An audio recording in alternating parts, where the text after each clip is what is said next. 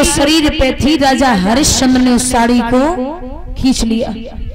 नग्न अवस्था में मैया तारा काली माँ के मंदिर में पहुंची।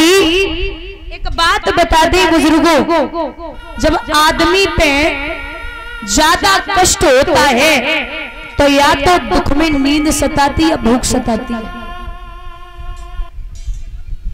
काली माँ के मंदिर में पहुंची, नींद आ गई, मैया सो गई।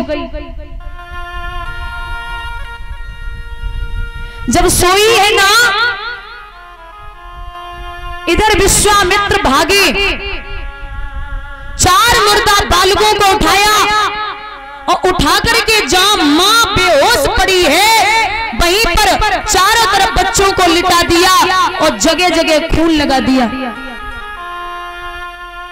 और जाकर के काशी नगरिया में आवाज लगाई, हे काशी के लोगों, तुम्हें पता भी है सब अपने अपने घर में घुसे हो। अरे काशी में एक डाइन आई है जो जिंदा बालकों को खा जाती है।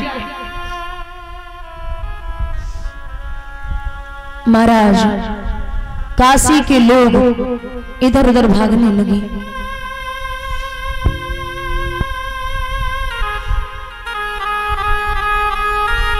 राजा जो थे काशी के, उन्होंने कालू मेहतर को बुलाया। जा, कोई डायन आई है मंदिर में, उसे मार के आ। अब महाराज कालू मेहतर ने राजा हरिश्चंद्र को बुलाया और जवाब दो, अरे हरिया इधर जा, कोई मंदिर में डायन आई है, उसे मार गया।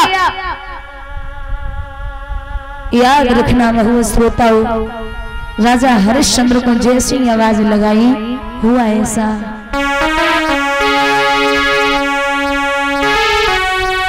अरे सतर गए पंड नारी पे हत्या छाई रही।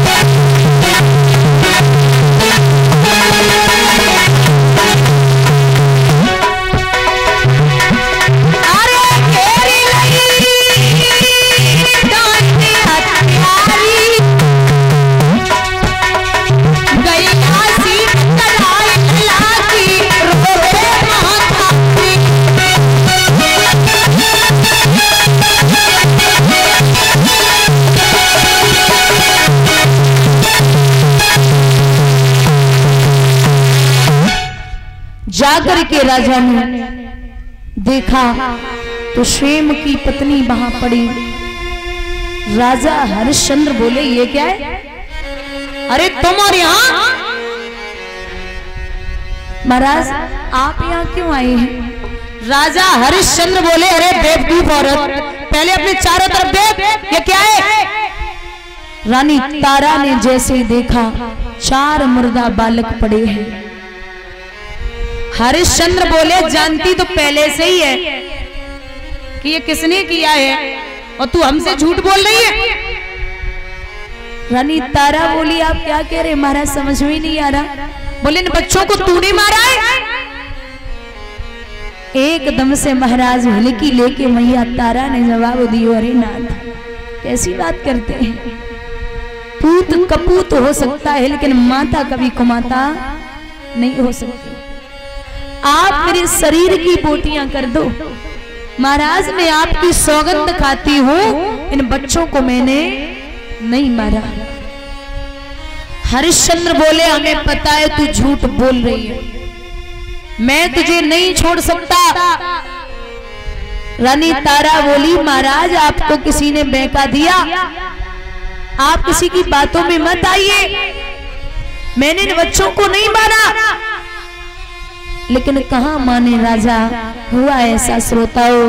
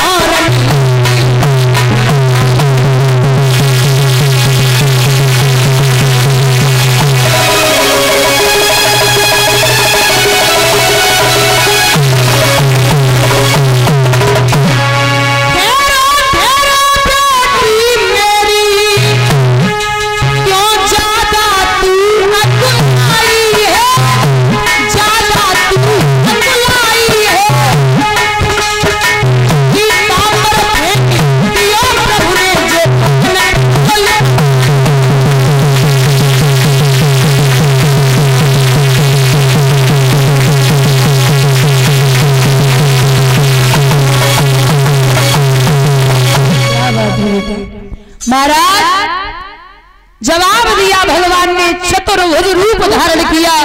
ठहर जा राजा, अरे क्या कर रहा है, ये तेरी पत्नी है।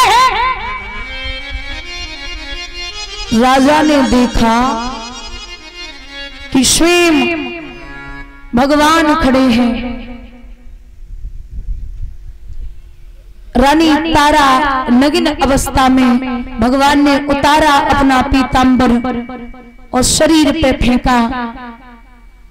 महाराज चरणों पे गिर पड़ी, क्या कर रहे हो।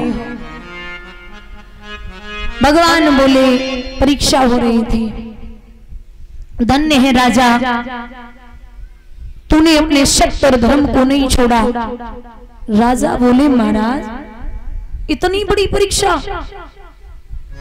अरे आप जानते भी हैं मेरी जान निकल गई, इतनी बड़ी। और एक बात बता दे, आपने मेरी परीक्षा ली वो तो ली, लेकिन कलयुग में कभी किसी भी व्यक्ति की परीक्षा मत लेना, धोखे से भी। रानी तारा को कुछ दिखाई नहीं दे रहा, बस एक बात कही महाराज, जब परीक्षा ही थी तो बेटा कहाँ है, जब ये परीक्षा ही है फिर मेरा बेटा कहाँ है। आवाज लगा, आवाज लगाई, पुत्र खेलता हुआ आया।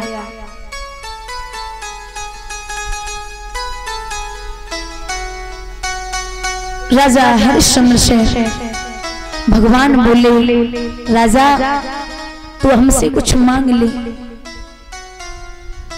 राजा मुस्कुराए के बोले, अरे महाराज अब साईं इतनो दीजिए जामे कुटुंब समाए, और मैं भी भूखा ना रहूं, कोई साधु न भूखो।